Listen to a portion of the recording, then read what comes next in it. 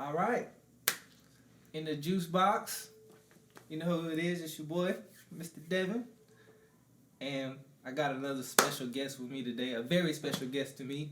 Actually, I'm honored. I'm honored because this is like... this is family, you know? Facts only. This is family. I got Mr. Jalen Elrod with me today. He is the third vice chair of the South Carolina Democratic Party. And me personally, I'm proud of you. I appreciate If I haven't that. told you before, I'm proud of you. You know this, but this is special to me because, you know, I pretty much grew up with this man, like, as children running around.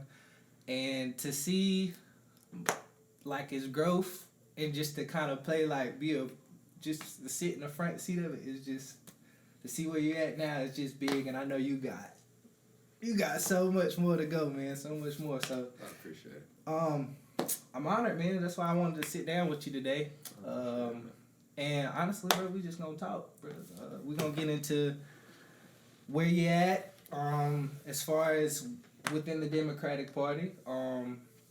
Also, we just want to get to know you as well, because I know you've done multiple things. We've had many discussions before about the things you've had going on. So where I want to start, and again, this is not necessarily for me. This is for the audience. Okay. Most definitely to get to know you. So, Jalen. What's up? Where did it start, man? Where you from? Like you, born and raised in Greenville, South Carolina. I remember when we were growing up playing together around Antioch Baptist Church, and we used to swim in the pool before they closed it down, running up and down Doe Street and Perry Avenue. That's right. Back in the day, going over Nita's house, Reba's house, and Grandma Annie Mae's house. That's right. Like you, like a lot of people probably watching, Green was in my blood, man. That's right. I love this city. So it started for me in 2007, early 2007, when Barack Obama first ran.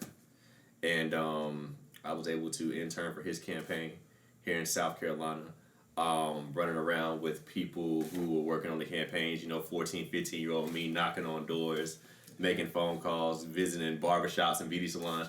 Hey, y'all, this dude named Barack Obama running for president. That's right. Vote for him. It was like, Obama who? Barack who? Obama who? And, you remember. Yeah. Back in those times, so many people thought we weren't going to win, but damn it, we did. That's right. So, real quick, cuz, where, I would say, when coming up as a kid, us running around, as you were saying, where did your interest for, I guess, politics, or where did you start, learning that, this is something I might need to start paying attention? When I was growing up, Mom's was working third shift, and Dad was too on the weekends, in a place called School Security at the time. And, being an only child, there's really nobody around to keep me sometimes, so I usually went with Dad. And we used to wake up on Sunday mornings and watch Face the Nation, Meet the Press, The West Wing. People watch that show on NBC. And it was really those experiences that really nourished my interest in politics. And even beyond that, people in our family who have been so involved in the community. May Liz. And when we're growing up, hearing about her work with the Urban League and her work in West Greenville. Rebug, Marie Butler, my grandma, Emelina Mansell. We really got some people in our family who are really champions of the community. And when we take all those things and we consider them, it's like, okay, how do we not only continue to forward our family's legacy, but how do we make sure that the community and the vibrancy and the healthy relationships we had growing up are going to be there for the next generation, your kids, my kids, your nieces and nephews. And when we see what's happening in West Greenville, for instance, the gentrification that's happening there in Nicholtown, Southern Side, Green Line, it really leads me to believe that we need champions like we had in the past to continue to push our community forward and to make sure we have something to pass on to the next generation. Yeah. So, bro, it really started ages 7 through 16 when Obama got elected, and it just kept pushing. That's right. And, man, it's, because I know, us growing up, we always, I was one of my favorite cousins, man. So, but we was always different, man. You was always the different. And when I I don't want to say like when I say different. You were just always on a different level, man. You was what it was. It's like you were always on a different level, even as a kid. Oh man. And that was really one thing I loved about you too, man, because you were always informative. Honestly, to me, bro, like you always knew stuff that most of us at our age, especially us being young black men coming up, especially in South Carolina, you know, that are not gonna like if we just you're not gonna find too much of that. Just people that are that informative of what's going on as far as politics, as far as what's going on in the country, in the nation now. Now, as far as us growing up, I feel like, you know, it's kind of in front of our face now. It's a lot more in front of our face, so it's kind of hard not to be, not to want to be more informed. Right. So, I guess when, you know, it's interesting to me you were talking about TV shows. Mm-hmm. As a child, like, you know, wanted to watch those TV shows as far as West Wing and Meet the Press, Face the Nation. Exactly, like damn C-SPAN. like as a child, like you really what? I guess when you watch those shows and you started to look at what was going on in your own community. Yeah. Did you ever feel like maybe you didn't, like as a child, maybe you didn't know, or how did you know as far as where to start, you know, as a kid? It just kind of falling into politics. Yeah, like, I just got knocked into it. You know, when I was 12, our cousin Mika, just came back from her deployment in Iraq. Mm-hmm. And I know you remember as well as I do how that really shook the family in terms of worrying about her safety, everything that's going on with that. Yeah. And then when I watch these shows and I hear these reports and I see what our politicians are talking about, it's not just entertainment for us, you know, right? We got a stake in the game. Yeah.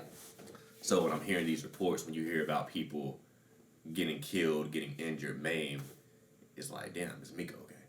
Damn, was Mika and there was Mika know these people? And when you realize at that point that politics really plays a role in each of our lives, and you take the war out of the equation, you start talking about economics. We come from a middle class family, but people struggle. And when you see gas prices rising, that affects folks. Yeah. And when you see rent rising, that affects people that we know and people that we love. And then how does politics mesh into that? Maybe not at the national level, but at the local level. Mm-hmm. I know you hear me talking about Knox White all the time. Yeah. Oh, yeah. Can't stand Knox White. Anyway. And he's a great alumni, sadly. Yeah. I'll go in on Knox later. But really being at that age, you just learn. And you have mentors, and you hear the perspectives of people who are in our parents' generation, but also our grandparents' generation. You know, I think there was about 3 years between your grandpa and my grandpa. Mm-hmm. So when you hear about them and their stories, born during the Great Depression, at the height of the Jim Crow era, and them being our age or maybe a little bit older when the Civil Rights Movement happened, and just learning about what they went through. When we talk about lynchings, they remember the last lynching that happened in Greenville County. Yeah. Willie Earl. Mm-hmm. I know I've heard May Liz talk about it before she passed. I heard my grandpa talk about it before she passed. You ask my grandma, she'll still be able to tell you, hey, like my daddy did so and so. And to hear about where we've been through, what we've been through, and how it still plays a role in our lives today, all of those things really formed my opinions. And really formed where I wanted to go in politics. And I wouldn't say it was a set path, a set plan that I had, but it was just like, I really need to be more involved. And not even with that, with you and Jock and Chaz and hearing y'all's perspectives and y'all's views and, how your experience shaped your view. Yeah. It really influenced me in a way that I don't really think I've ever really expressed to y'all. In that the Democratic Party especially, we have to reach out to people who are not in the political game. Who are not in our circle. We need to reach out to the people who might rather watch I don't know, Raising Cane Yeah. than C-SPAN, who might want to watch Snowfall as opposed to CNN, and getting outside of that bubble. That's why I've been such a proponent of us doing political events in nightclubs and beauty salons and barbershops. I don't know if I can say this, but strip clubs too. Some of the places that we're playing in events, because we have to start moving towards the people that we want to get and bring in their perspectives. I think that's how we become a stronger party and a stronger state as a result. Yeah, man. So, and you said a lot of interesting things, and I want to get back to the point of, well, not get back to the point, but you in high school. Mm-hmm. Like I said, I feel like, Vigor, you've always excelled as a student. You've always been top notch with the books, you know. And if I'm not mistaken, in high school you were voted class president, right? So student body vice president. Student body vice president. Yeah. Okay. Cool. And you kind of, I know you went to Rand High. Mm-hmm. And South Carolina, that's a PWI, if we're gonna be honest. And, Very much. Very much so. Very much. Especially back in that time. Yeah. No getting around it. And I guess I want to dip into that time. Okay. Like, as you as a student, Right. and a black student, and excelling at all times. You know, I always like to brag on you, but you know, you appreciate it.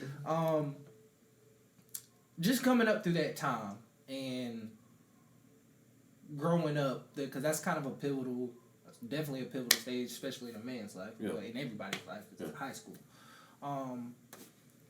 How do you feel like that time kind of shaped you into,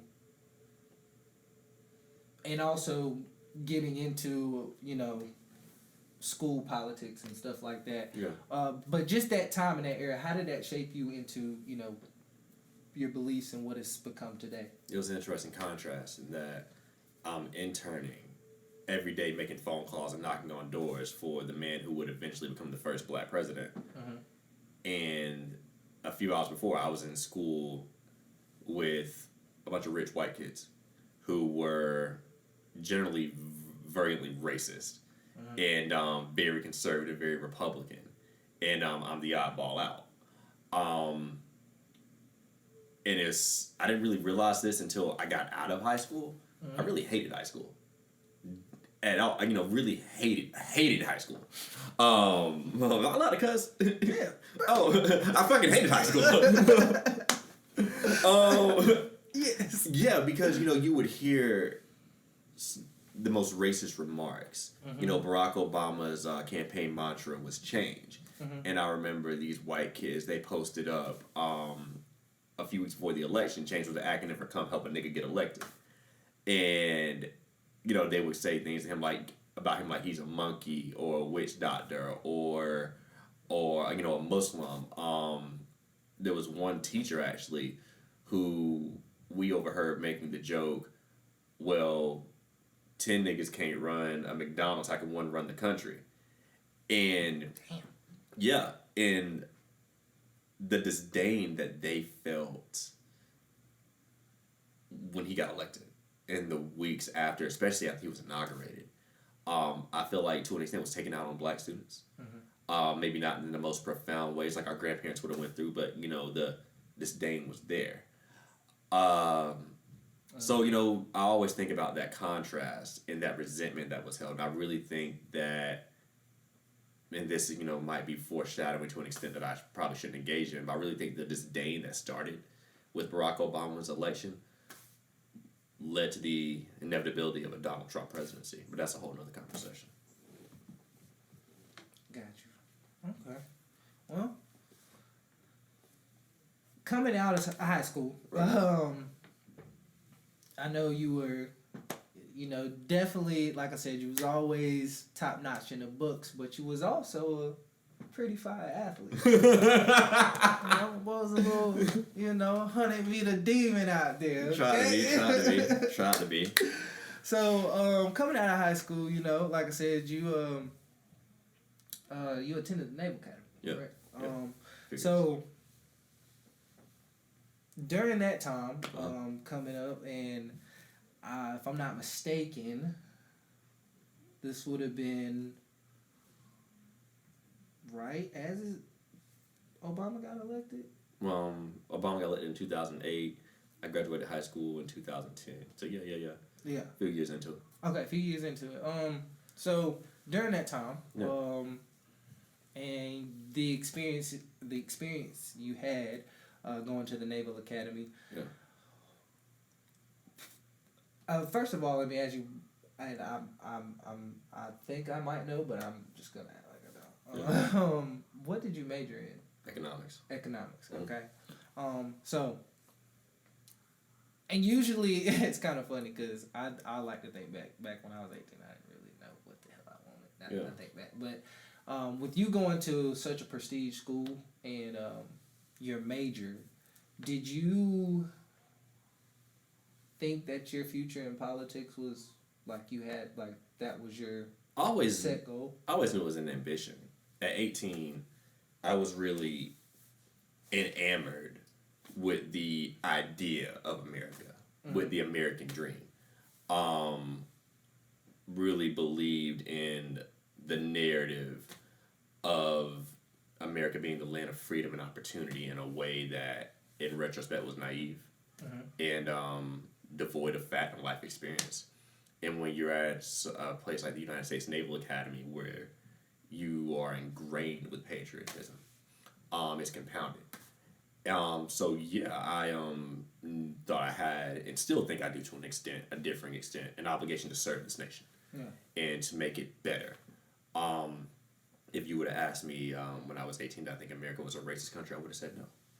If you would have asked me, do I think America is the land of freedom and opportunity, I would have said yes.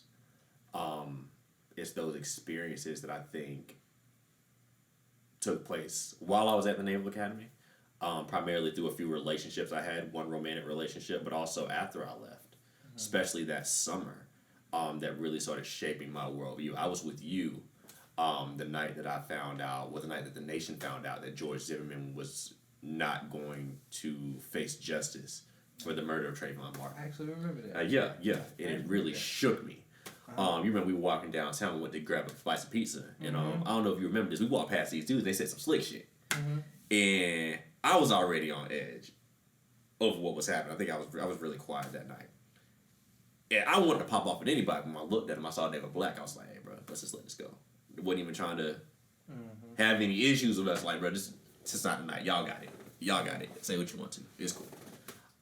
But I think there's a time in every black person's life where we realize that we're black. Not necessarily us knowing what box to check on some type of professional form, but when we start to understand the gravity of what we've been through as a people and the precarious history we have had with this nation, and when that finally settles on us, it's a profound experience, and it's almost beyond my ability to articulate as an orator. And I think it was that night I realized I'm black in this country. And I began a journey to see what that means and how I reconcile that with what it means to be an American. So it definitely shook me. A lot that year shook me. It wasn't a great year. But it was really through that crucible that led me to where I am today. And, your time in the Naval Academy and coming prior to that, you getting into your community here, with everything that was going on that was going on in the country around that time, and even that's still going on.